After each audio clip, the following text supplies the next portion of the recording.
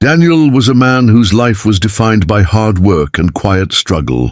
He owned a tiny garage on the edge of town, a place where rusted cars and broken engines piled up around him like forgotten stories. His hands were always stained with grease, his clothes faded from years of labor, but his spirit was unshaken.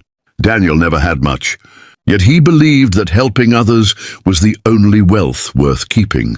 One stormy evening, as rain poured down and thunder rolled across the sky, Daniel finished locking up his garage. He was tired, his stomach empty, but his heart remained restless. As he pushed his old toolbox inside, the distant flicker of hazard lights caught his attention on the darkened road. Squinting through the rain, he saw a car stranded on the shoulder. He hesitated for only a moment before grabbing his jacket and running toward it, water splashing under his worn boots. When he reached the car, he found a woman sitting inside.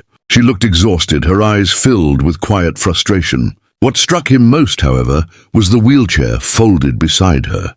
She was clearly struggling to handle everything alone, and the storm only made it harder. Rolling down her window, she spoke with a mixture of relief and embarrassment. "I'm sorry to bother you. My car just stopped working and I don't know what to do." Daniel gave her a reassuring smile, one that carried the warmth of someone who understood hardship. "You're not a bother," he said. "Let me take a look."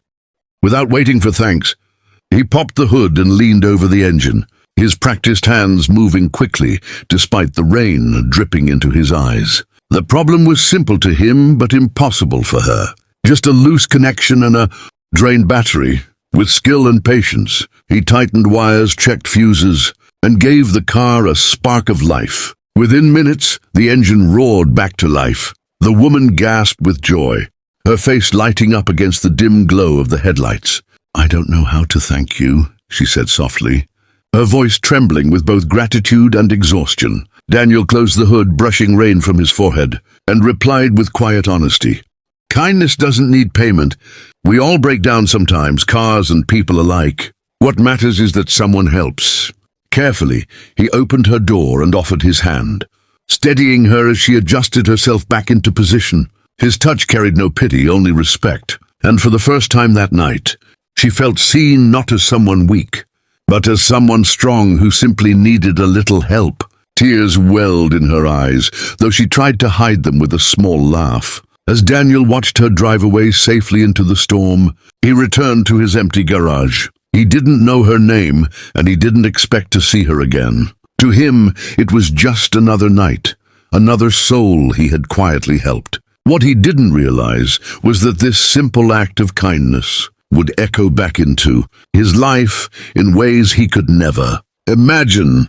Days turned into weeks after that rainy night, but for Daniel, little had changed. His garage stood as it always had, an aging building with a leaking roof, flickering lights, and tools that were older than some of the cars he fixed.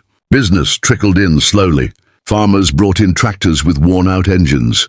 Truck drivers came with brake issues, and townsfolk trusted him with their old vehicles because they knew Daniel charged as little as possible.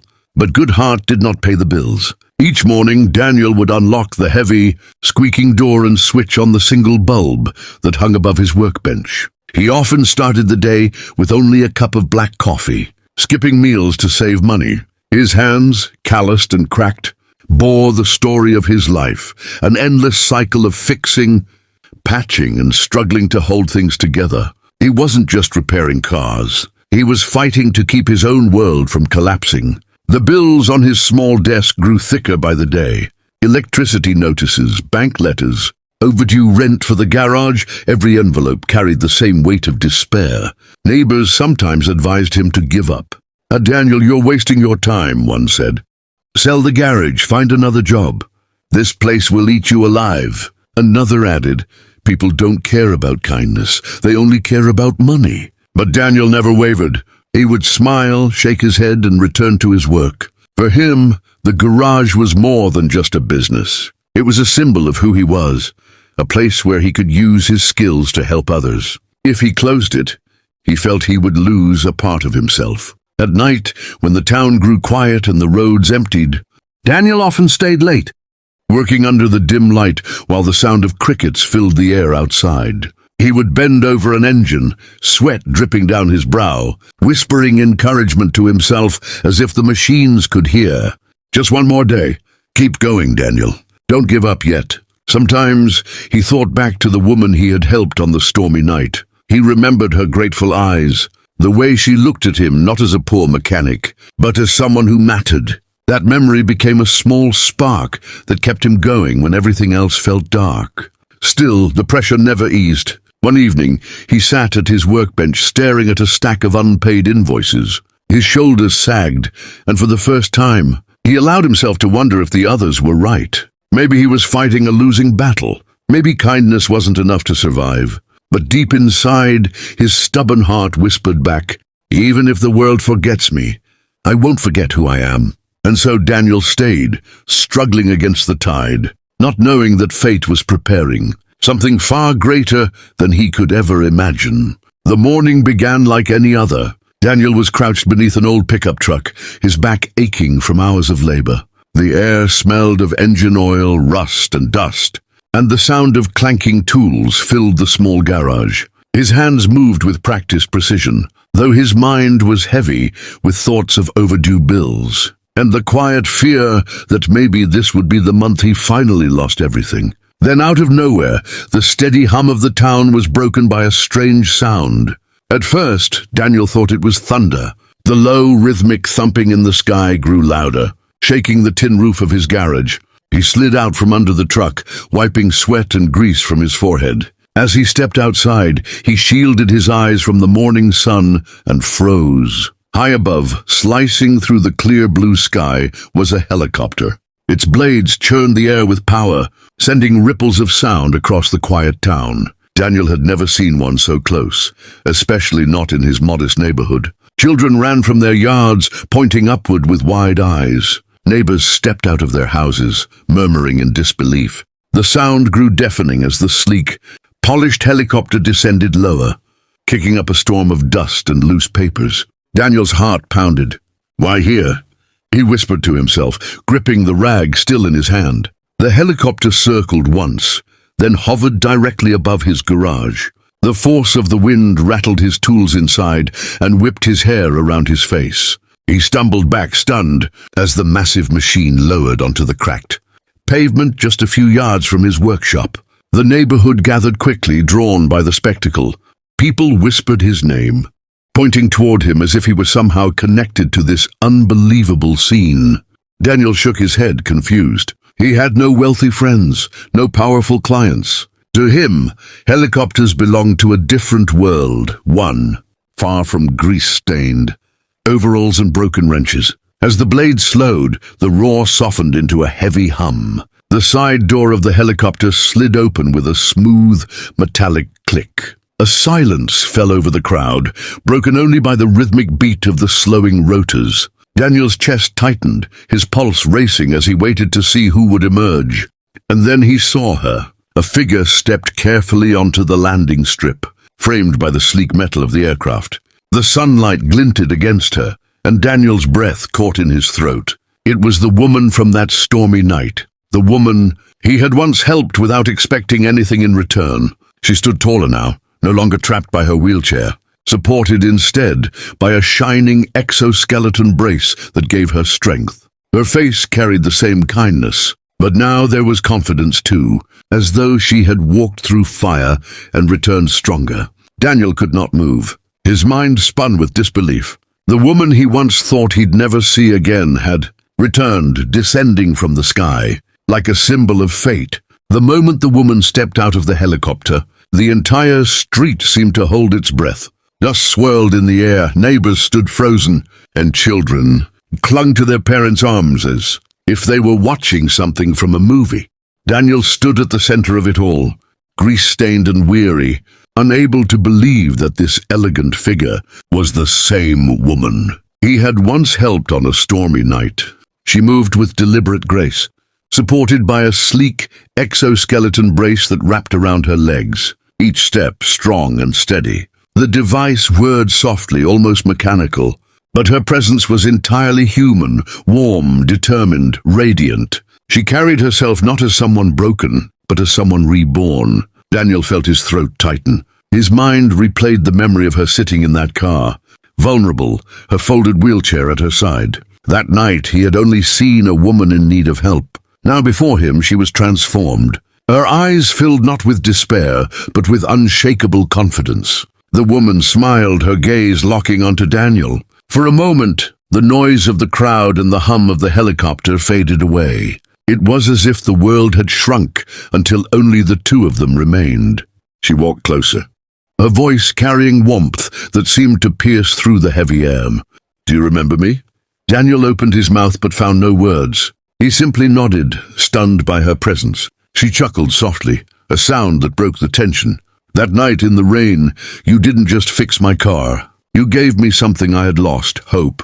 Whispers spread through the crowd, people turning to each other in disbelief. Daniel lowered his gaze, embarrassed by the attention. "I was just doing what anyone would," he said quietly. "No," she answered firmly, shaking her head. "Not everyone would stop. Not everyone would care. You saw me when I felt invisible, and you treated me with dignity when I felt weak." Her voice trembled with emotion, but her eyes never wavered from his. Daniel's chest tightened. He had always believed kindness mattered, but he never thought it would echo back into his life so powerfully. The woman reached into her bag and pulled out a small envelope, holding it close. "I promised myself that if I ever stood on my own again, I would find you. And I did." The crowd gasped as she stepped closer, pressing the envelope into his grease-stained hands. Daniel hesitated, looking from her face to the gift, then back again. She smiled gently. "This is only the beginning. I didn't come here just to thank you.